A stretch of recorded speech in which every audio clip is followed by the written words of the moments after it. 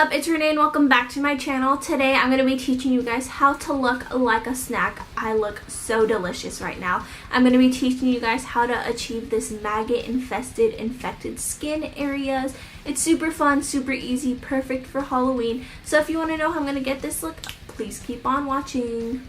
I don't know what's more horrific, what's on my face or how my stomach is growling right now. I am so fucking hungry. So as you guys can see, I already have my eyes done. I have this little red eyeshadow blend going on. I know I look terrifying. I just want to apply the scar wax before I do my foundation so I can make sure I have the best color match possible with my natural skin tone. So let's just jump right into it. Here I have the scar wax that I made myself. I'll link my video for my DIY scar wax and blood recipe down below if you want to go and check that out. It's a good consistency, ready to be worked with.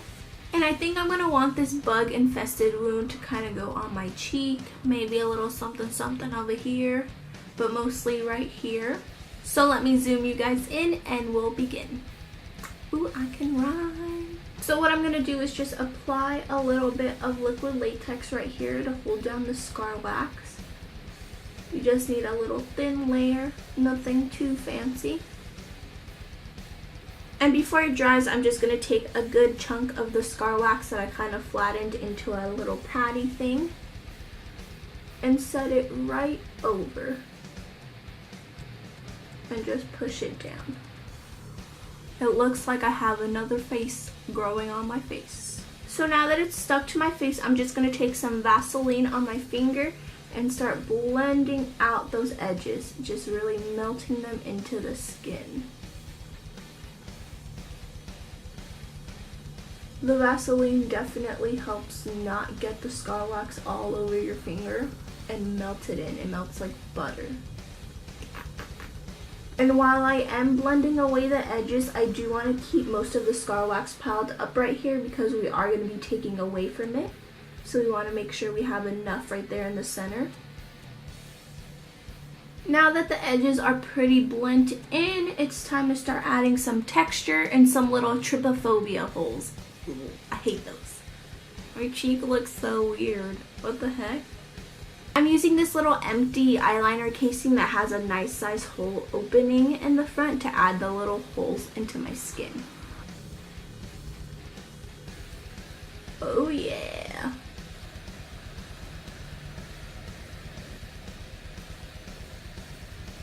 And I'm basically just going to be punching holes in different areas to have our little maggot worms crawl out of.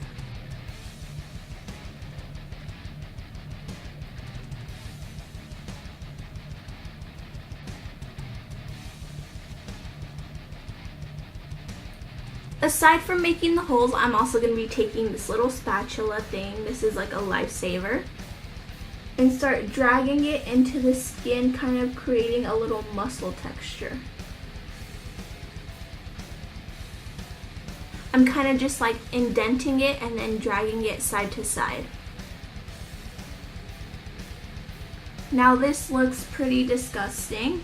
Let me zoom you guys in real quick. Oh yeah, look at that texture and those holes. Now that this looks pretty disgusting, I'm just going to start covering it in liquid latex to set it all down. And of course, you can use a sponge, whatever you want. I'm just using my finger. And now we're just going to let this dry. You can let it air dry or speed it up with a blow dryer. I'm just going to let it air dry, maybe go eat like a banana, throw on a load of laundry. We'll see where the day takes me. Who knows? So I'm back from eating my banana. As you can see, I did add a little something something over here and on my forehead. I just felt like it was too plain. It wasn't that big of an area. I wanted to spice things up a little bit, even though it's kind of hard for me to move my mouth right now. But nonetheless, we're all dried up, so it's time to move on to foundation. I'm just going to be taking the Wet n Wild Photofocus foundation in Buff Bisque. I'm going to be using a beauty blender on wherever my real skin is and not the scar wax. So now that I've finished all my skin with the beauty blender, I'm just going to take a flat top foundation brush and stipple the foundation over the infected areas. Just a light little layer. Let me just bronze this side of my face up with the Wet n Wild contour palette in Dulce de Leche. Because you know, even though we have a bug infestation on our face, we have to look semi-snatched.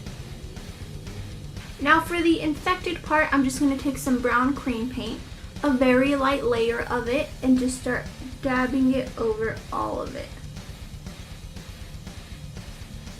This is going to help accentuate all the holes and texture in the skin, as well as giving it sort of like a dirty-ish dead look.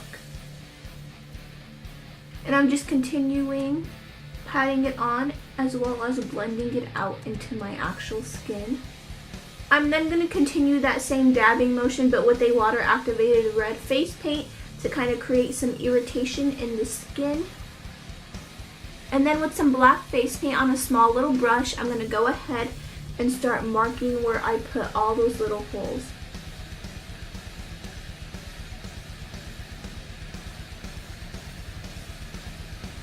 I'm also going to be filling in all the little texture marks we did, the little muscle tissue like gashes that we made. I'm also going to be taking my Renee Cuts and Bruises wheel and using the red to add some more irritation. We want the skin to look pissed off. I'm also going to be taking the red from the palette on a small brush and filling in those holes with it. When filling in little holes or gashes or cuts like this, I really like to lay down some black first. I feel like it helps give it depth and makes the incision look a lot deeper than it would if I just went in with straight red. It's starting to look like some Freddy Krueger skin, and that's kind of what we want. And before we start to go in with all the blood and maggots, the fun stuff, I'm going to go ahead and start to color the piece by my lip and on my forehead as well. Oh my god, I look so ugly right now. I love it. I forgot to do one last thing to this one before the blood, so I'm going to do it. I'm just going to take some yellow from the bruise and cut wheel and kind of pat it over and rub it in. Give it more of an infectious type of look. Yes, give it to me. I feel like I'm all over the place in this video, but finally it's time for blood. It's time to fill your holes. And please don't mind all the paint I have like on my hands, just don't look at it. Don't look at me.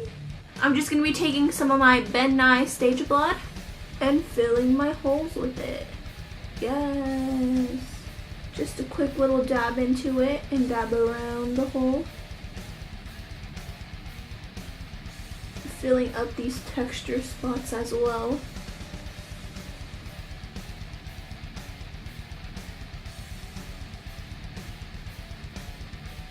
I'm also just going to be placing some on the skin and then dabbing it out to make the skin look nicely irritated and bloody. Now we're getting somewhere. And I'm just going to do the, whoa, my voice is weird. And I'm just going to do the other areas as well. So now that we've gotten all bloodied up, it's time to introduce our little friends. So I just went and sculpted these little maggot worm type of things out of liquid latex, and I'm going to go ahead and fill my holes with them. I'm also just rubbing them with a little bit of Vaseline so that they look all slimy.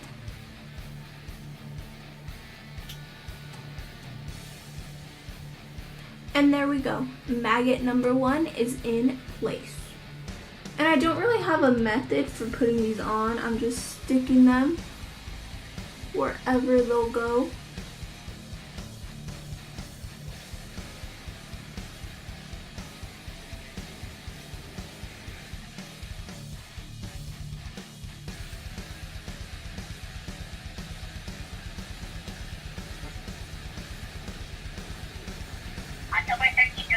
These are a lot harder to put in than they look.